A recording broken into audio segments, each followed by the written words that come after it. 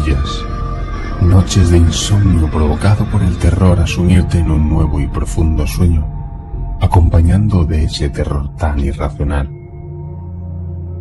La respiración comienza a agitarse, las pulsaciones suben de manera súbita.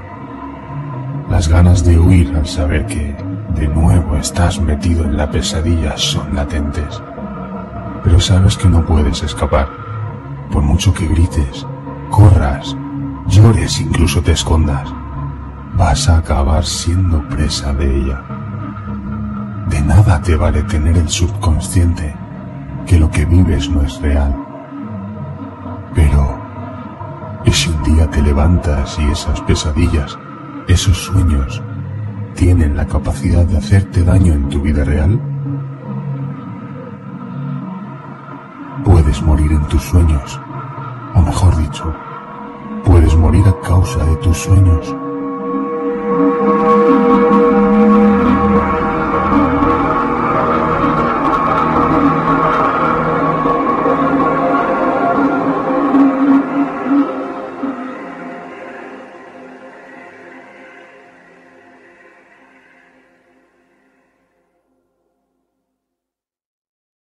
Madrid castiza, años 80.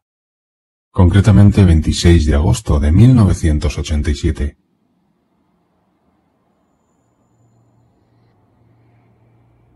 El calor encerraba a gran parte de la ciudad en sus casas. Una sofocante lengua subsahariana invadía los cielos de medio país, pero la capital se llevaba las temperaturas más angustiosas. Por el día se aconsejaba no salir a la calle, excepto urgencia máxima. Aquel verano estaba resultando extremadamente longevo y asfixiante. Por ello, en muchas azoteas de la ciudad, las comunidades de vecinos habían instalado piscinas para apaciguar el calor. Piscinas desmontables, sin obras. Incluso los que no podían permitirse ni esas piscinas subían a lo más alto de las fincas para mojarse con manguera, palanganas o lo que tuvieran a mano. En los barrios más adinerados disponían de piscina comunitaria, o incluso propia en el caso de los chalets o adosados. Todos, absolutamente todos, calmaban el calor de la misma forma, refrescándose bajo el agua. Pero aquel 26 de agosto, sábado, Abel y sus amigos se escaparían a un monte de la provincia de Castilla y León. Allí pasarían un fin de semana entre amigos, juegos, música, alcohol, drogas, todos los alicientes de cualquier juventud, sea la época que sea. El padre de Abel, Santos, llevaría a su hijo y a 3 amigos más, mientras que en otro vehículo acudirían al monte 4 amigos. En total eran 5 chicos y 3 chicas. Y una de esas chicas era el amor platónico de Abel. Se llamaba Sonia y nunca se había sincerado con ella respecto a sus sentimientos. Pero esta vez era la escogida para declararse. Aquella escapada de fin de semana era la escogida para que Abel eligiera la situación perfecta y le mostrara su yo interior a Sonia.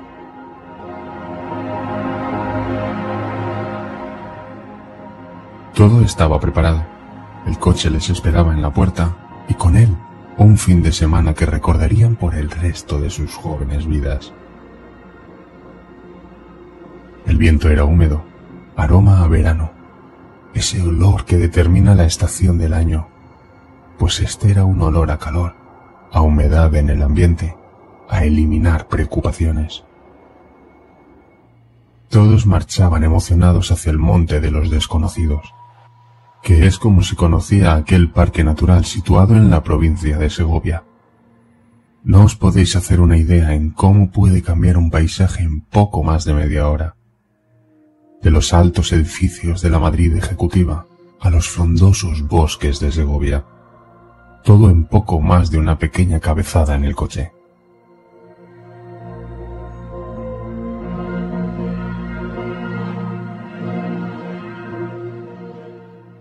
Una hora y media después de partir, encaminaban los últimos metros adentrándose en el monte y con el caserío donde pasarían un fin de semana de ensueño. Los primeros en llegar fueron Abel, Santos y sus 3 amigos, Javier, Alex y Mario. Aparcaron el coche en una pequeña zona acondicionada para ello y fueron bajando y colocando el equipaje en la casa, la cual estaba preparada para recibirlos, ya que todas las semanas la familia de Abel pagaba a un hombre para que la mantuviera limpia y ordenada. Su nombre era Igor y residía a unos pocos kilómetros del caserío.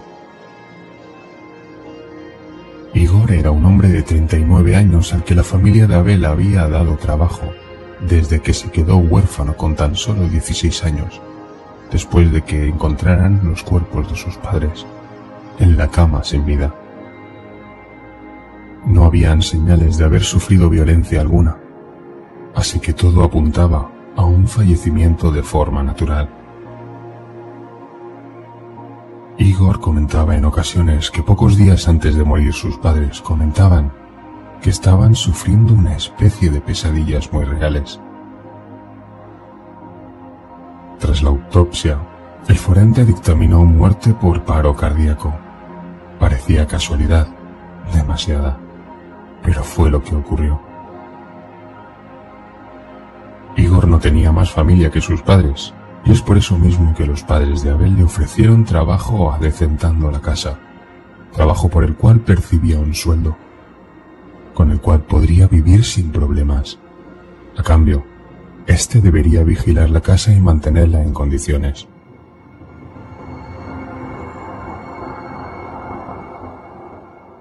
El coche de los amigos que faltaban, entre los que estaba Sonia, hacía acto de presencia en el caserío. En Abel comenzó a dibujarse una leve sonrisa, mientras observaba cómo sacaban las maletas y se acercaban a ellos. Juntos entraron en el caserío y dejaron las maletas del resto.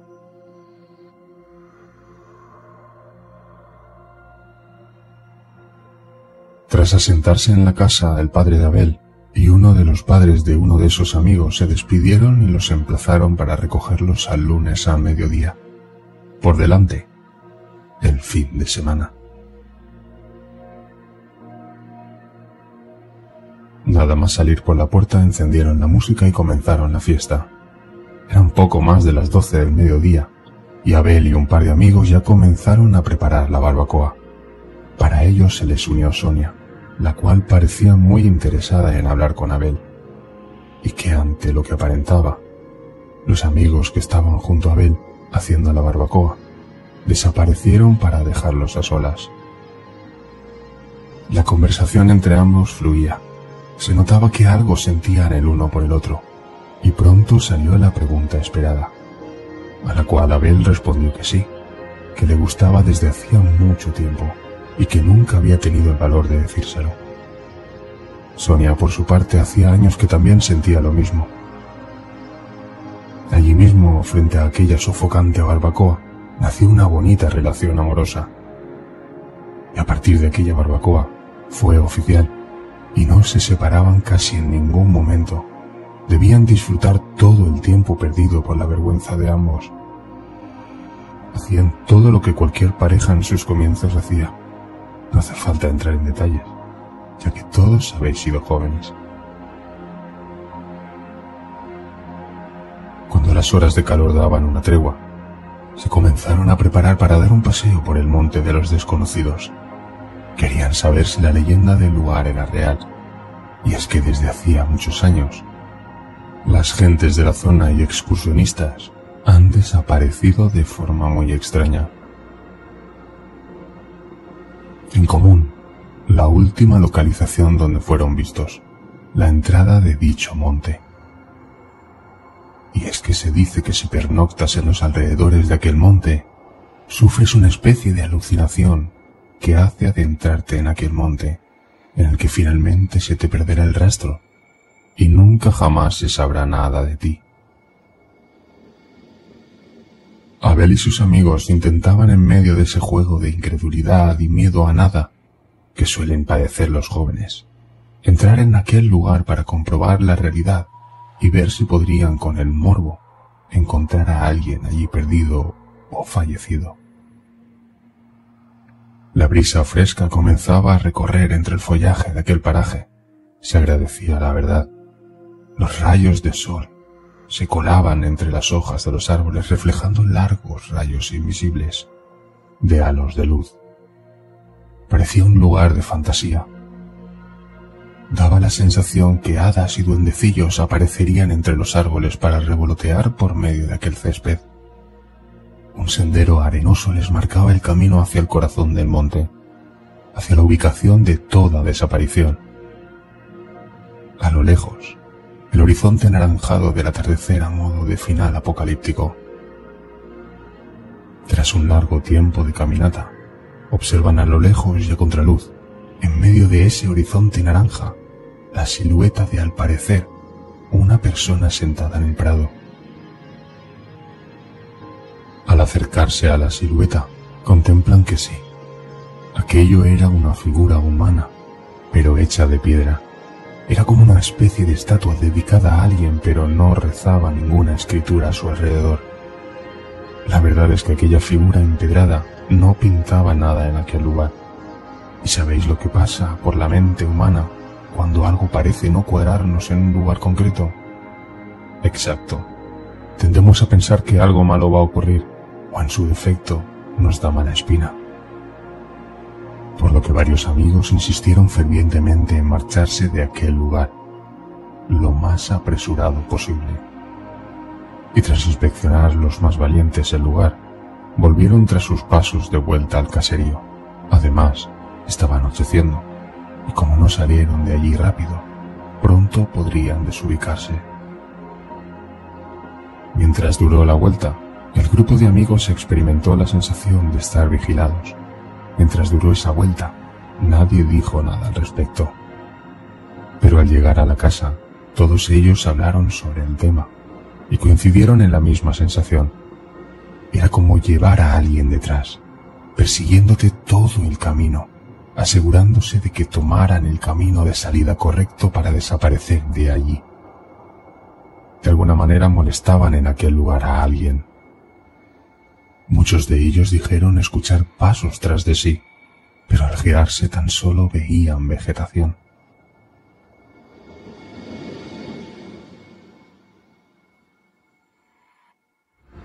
Ya a salvo en el caserío, pero invadido por el terror al descubrir que en aquel lugar se sentían cosas extrañas, cerraron las puertas de entrada y se quedaron en el interior de ella. Durante largas horas hablaron sobre lo visto y vivido en aquel monte, llegando a la conclusión que a la mañana siguiente querían seguir investigando lo que allí dentro sucedía, ya que en pocas horas de paseo habían experimentado dos sucesos difíciles de explicar. El resto de la charla fueron gracias al respecto a encontrarse algún cuerpo o con alguna cosa paranormal. Decir que varios amigos, entre ellas Sonia, se negaron a explorar al día siguiente. Aquella noche era la primera vez que Abel dormía con una mujer, mejor dicho, con su pareja. Ya en la cama, los juegos adolescentes se alargaron hasta altas horas de la madrugada, hasta que el cansancio hizo mella. Acurrucado a Sonia, Abel comienza a notar una sensación extraña tras él. Era como tener a alguien tras de sí mirándote, observándote, vigilándote. Al principio lo achacó al miedo a la oscuridad, que en aquel momento era absoluta. La habitación en la que dormían no había ventanas ni ningún hueco para cual entrara la luz. Minutos más tarde, comienza a escuchar unos pequeños chasquidos a la altura de la nuca. No tenía el valor para girarse, por lo que simplemente cerró los ojos e intentó calmarse. Pero pasados unos cuantos minutos, una leve respiración sonó a su espalda. A la vez que notaba ese aliento en su cuello, ese fue el momento en el que entendió que sus amigos les estaban gastando una broma. Y de un modo sigiloso, para no despertar a Sonia, se giró y encendió la luz. Pero allí no había nadie. Miró debajo de su cama, pero no encontró nada. Salió de la habitación y buscó a sus amigos para comprobar que habían sido ellos. Al llegar al cuarto, todos dormían en sus camas. No había podido ser ninguno de ellos. Pero, ¿qué había sido aquello? En aquel momento, se dio cuenta que había dejado a sola a Sonia, con lo que quiera que fuera lo que hubiese en aquel dormitorio. Sonia dormía tranquila en la habitación, por lo que simplemente y sin querer darle más vueltas a la experiencia vivida, se acurrucó a ella e intentó dormir hasta el día siguiente.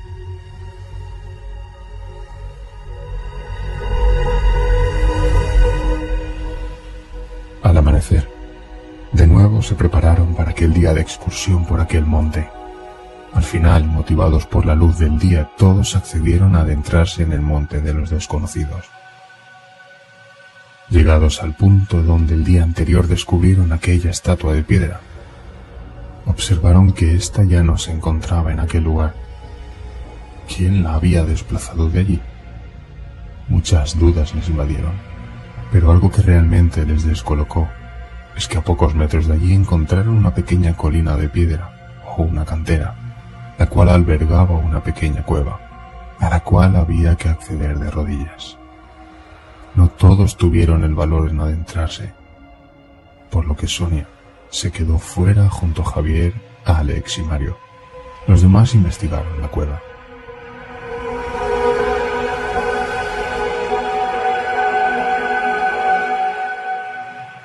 Pasaban los minutos y los chicos no salían de aquella cueva. Los que afuera esperaban comenzaban a impacientarse. Ya hacía más de una hora y nadie salía de allí, por lo que comenzaron a llamarles desde la entrada, pero nadie les contestaba. Javier decidió entrar para llamarles la atención y para que salieran de allí, pero el joven se llevaría una de las sorpresas más desconcertantes que había vivido jamás. Al entrar en la cueva se dio cuenta de que las dimensiones de esta eran minúsculas, menos de 2 metros cuadrados, pero ¿dónde estaban sus amigos? ¿Por dónde habían salido? Ellos los esperaron a la salida, y nadie salió de allí. Tampoco había otra salida por la que pudieran haber salido. Era como si la tierra se los hubiera tragado.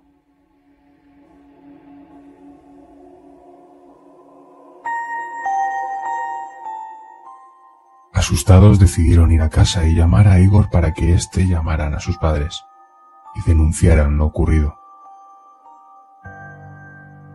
Ya en el caserío y habiendo llamado a éste, comenzaron a relatarle lo ocurrido. El rostro de Igor cambiaba por momentos, como si conociese lo que les hubiese pasado. Ante aquella expresión, Sonia le preguntó si sabía algo. Igor asintió. Les explicó que cuando tenía 16 años, él y sus padres iban mucho por aquella zona a pasar el domingo y hacer un poco de picnic. Cuando descubrieron la existencia de aquella cueva, sus padres entraron a investigarla, pero él se negó, ya que tenía claustrofobia. Tras más de 2 horas esperando a la salida de ambos, no aparecieron. Llegó a casa y llamó a los padres de Abel, y Santos llamó a la policía. Este acudió a su casa para acompañarle. A la tarde siguiente, mientras un operativo de la Guardia Civil buscaba a sus padres y Santos le hacía compañía, aparecieron sus padres por los alrededores de la casa. Extrañados por aquel operativo de búsqueda, buscaban a su hijo, ya que según ellos lo habían dejado a la salida de la cueva y al salir ya no estaba. Habían acudido a casa para ver si había vuelto, pero después de informarle el agente de la Benemérita que su hijo se encontraba en la casa y en perfecto estado, este también les contó que el cordón de búsqueda era por ellos. Su hijo había denunciado su desaparición. Llevaban un día desaparecidos. El gesto de ambos cambió por completo.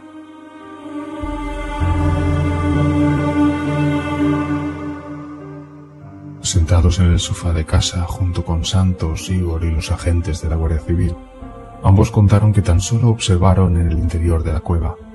Vieron que era pequeña y en menos de 5 minutos salieron. Algo raro ocurría, ya que realmente ellos llevaban todo un día sin aparecer. A los pocos días de este suceso, fueron encontrados sin vida en su cama, juntos, sin signos de violencia. Igor les invitó a esperar su llegada, ya que a lo mejor ocurría exactamente lo mismo. Aparecerían al día siguiente.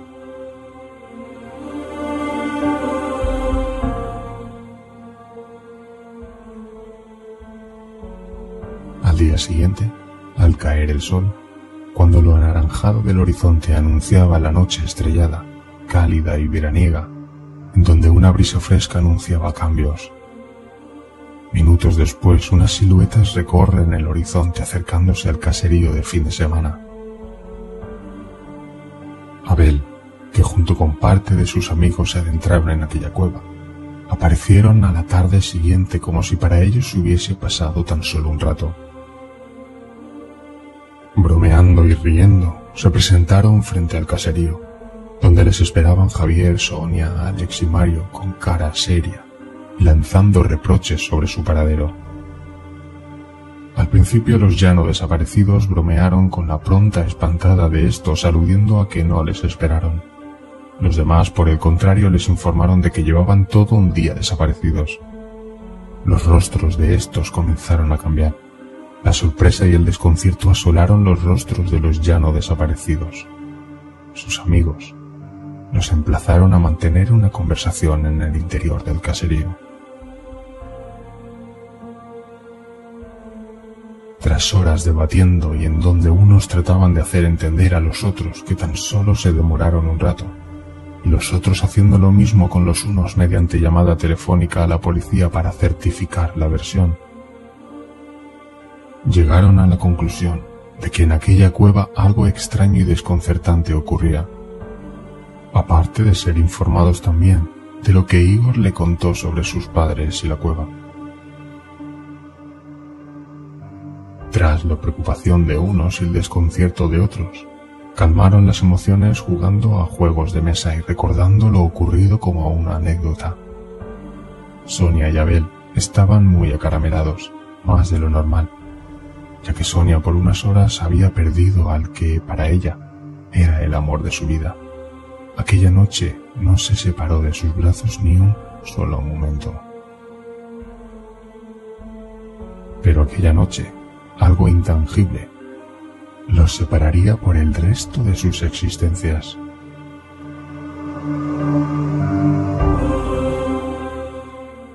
En la intimidad de la oscuridad de su cuarto, ambos acurrucados en la cama disfrutaban de estar juntos el uno con el otro. Sonia dormía y por lo menos descansaba como en una especie de trance amoroso, y Abel postraba su mirada perdida en el techo de la habitación. Pero comenzaba a vencerle el sueño. No se sabe si provocado por la experimentación en duermevela, comenzó a vislumbrar como una lengua de luz rojiza se adentraba en el cuarto proveniente del pasillo. Esa luz tenue no casaba con el color de ninguna de las bombillas del caserío, lo cual hizo incorporarse al joven, dejando a Sonia acurrucada en la cama.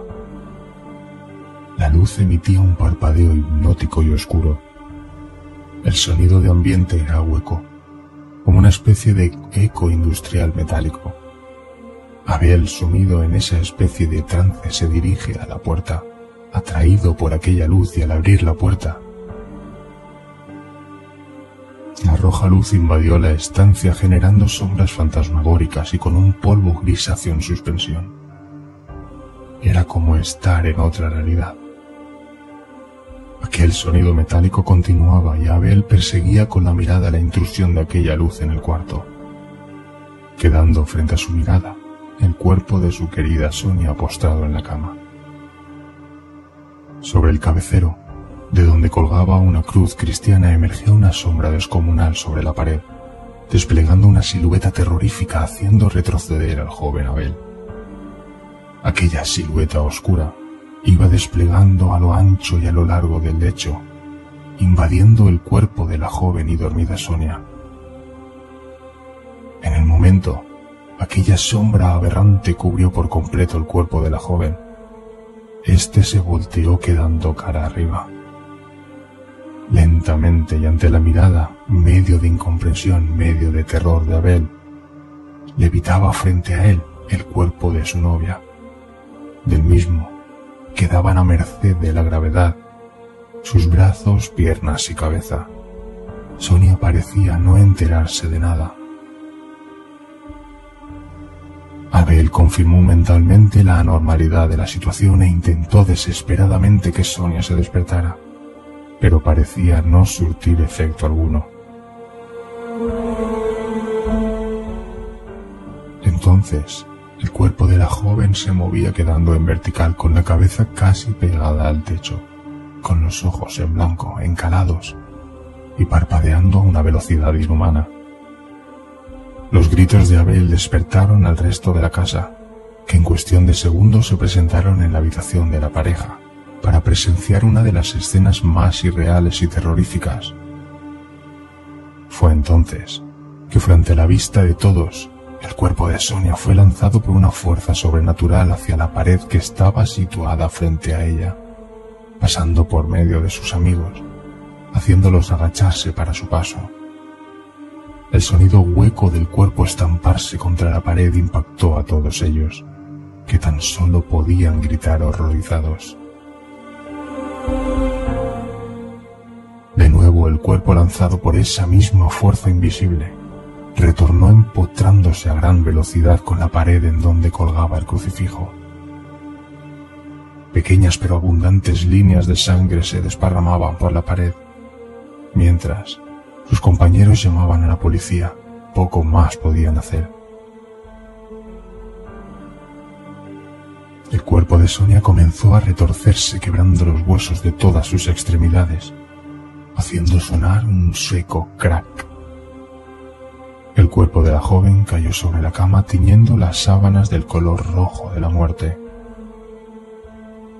Cuando de repente el crucifijo se desenganchó de la pared para terminar incrustándose en el pecho de la joven, acabando con su vida. Momento en el que las sirenas hicieron eco alrededor de la casa. Cuando la patrulla de la policía se adentró en la casa, se encontraron de cara con la horrible realidad. El cuerpo de la joven postrada en la cama y sobre sus sábanas rojas teñidas de su propia sangre. Un crucifijo clavado en su torso y con la cuenca de los ojos vacía y ensangrentada.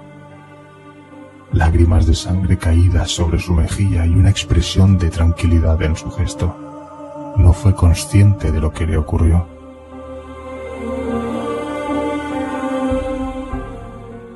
Semanas después de aquel suceso y tras muchos interrogatorios a todos aquellos jóvenes, la muerte de Sonia quedó sin resolverse,